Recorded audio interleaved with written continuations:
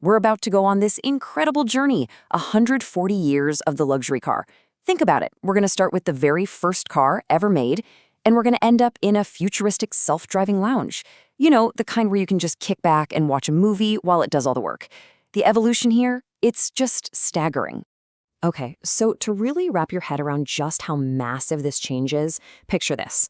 On one hand, you've got the 1886 patent Motorwagen. We're talking an open-air tricycle with less than 1 horsepower. Then, on the other hand, a vision for the near future. A totally autonomous pod, basically your own private lounge with a giant 65-inch 4K screen. I mean, talk about a glow-up, right? It's almost unbelievable. So, you gotta ask, right? How on earth did we get from this noisy little tricycle that nobody even wanted, to a silent, self-driving chauffeur? How did we go from something people thought was a dangerous, kind of pointless toy to the ultimate status symbol, and now to something that's about to replace the driver altogether? Well, our story starts with one guy, a German inventor named Carl Benz. And he had this pretty radical idea for the time. He looked at a horse-drawn carriage and thought, what if we didn't need the horses? So he builds it, the patent Motorwagen, and it was a total flop. Seriously, a commercial failure. They only ever made 25 of them. You have to remember, people were used to horses. This loud, sputtering machine with less than 1 horsepower, it just seemed dangerous, pointless. The world just wasn't ready for it. But then, everything changed. In 1888, Carl's wife, Bertha Benz, did something absolutely legendary. Without even telling him, she just took the car. And she drove it 106 kilometers in a single day. I mean, this is the world's first road trip. She's fixing it on the fly with a hairpin, buying fuel from a pharmacy. It's an amazing story. And it created this huge media frenzy. Suddenly, investors were lining up. And just like that, the car industry was born. Okay, let's jump forward about 40 years. We're in the 1920s, there's a huge car boom, and the whole idea of what luxury even means is about to get a major rethink. A premium experience is going to look totally different. See, as more and more people started buying cars, they ran into a big problem: the roads. They were still designed for horses. We're talking dusty, unpaved, bumpy, and crowded. So a new idea of luxury started to pop up. It wasn't just about being able to move anymore. It was about being comfortable, about being sheltered from all that chaos. And that's where something like the 1928 Nürburgring comes in. It had a roof, a private cabin, seats that were basically sofas. It was your own personal little refuge on wheels. All right, fast forward again to the middle of the 20th century. And yep, the definition of luxury changes again. This time, it's less about just being comfy and more about things you can actually measure. Tangible engineering stuff like performance, safety, and efficiency. And you can see this progress so clearly when you look at something called the drag coefficient. It's basically a measure of how easily a car slips through the air. The old Nürburgring was like a box. But look at the 1954 Ponton. It's all rounded and smooth. It cuts through the air way more efficiently. And this wasn't just for looks, you know. It made the car faster, quieter, and get this, about 25% more fuel efficient. Engineering was the new luxury. But maybe the biggest leap of all was in safety. For the longest time, the thinking was, let's build a car like a tank, unbending armor. The problem with that? In a crash, yeah, the car might be fine, but all that force goes straight to the people inside. Not good.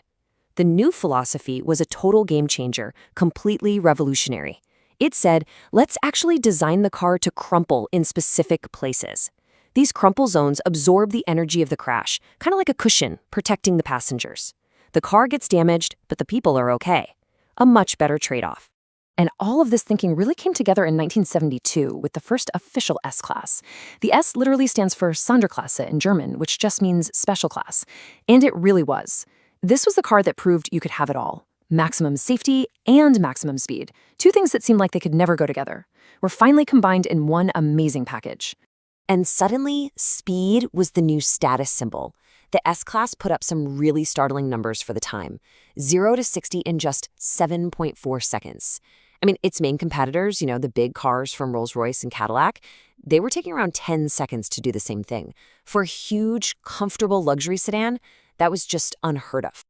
Of course, if you're going to go that fast, you'd better be able to stop. And that's where it introduced some crucial new safety tech, like the anti-lock braking system or ABS. Basically, a little computer keeps the wheels from locking up if you slam on the brakes. That means you can still steer and hopefully avoid whatever you are about to hit. It's such a vital feature that today it's mandatory on every single new car. And then came the airbag, another S-Class innovation in 1979. And the speed of this thing is just mind-blowing. The whole process, from detecting the crash to firing an igniter to inflating the bag, it all happens in 30 milliseconds. Let me put that in perspective for you. An average human blink takes about 100 milliseconds, so this is happening more than 3 times faster than you can even blink. The engineering is just incredible. So we've had mechanical mastery, right? But the next huge leap? It wasn't mechanical at all. It was digital. The computer revolution was in full swing, and by the 90s, tiny little microchips were starting to replace old-school levers and springs. And this was going to fundamentally change what a luxury car could even be. The 1991 S-Class was really the poster child for this new digital age. Suddenly, microchips were controlling, well, everything. The suspension, the engine throttle to make acceleration buttery smooth, dual-zone climate control so you and your passenger could have different temperatures, even memory settings for your seat and mirrors. The car was, for the first time, becoming intelligent. By the end of the 90s, tastes were changing again. That big, flashy, chrome-covered look was starting to feel a little dated. Quiet luxury was the new thing. And the new S-Class reflected that. It was smoother, lower, way less ostentatious. And at first, people did not like it.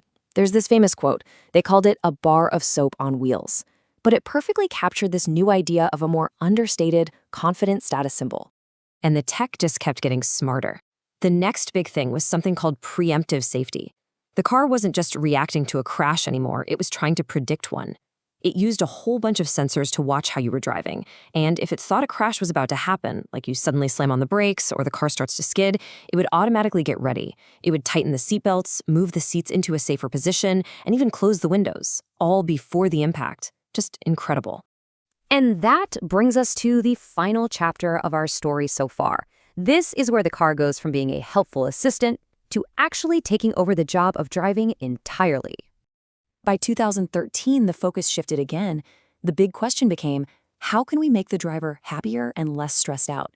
I love this. They did a whole scientific study with one single goal: lower the driver's heart rate. And that research led directly to features you see today. Hot stone massage seats, multicolored ambient lighting to set the mood, even an air purification system.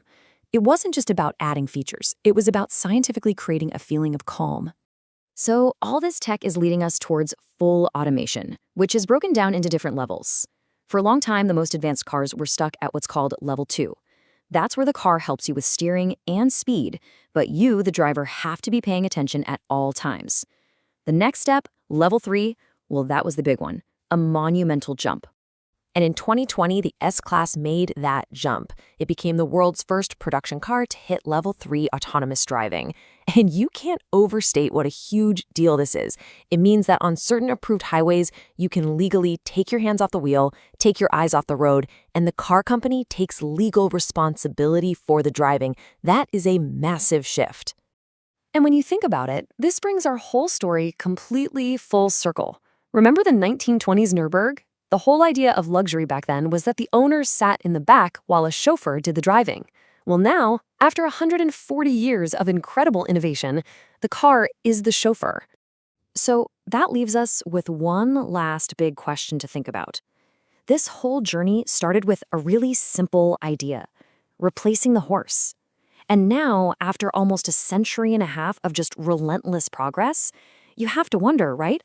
Has the journey finally ended by replacing the driver?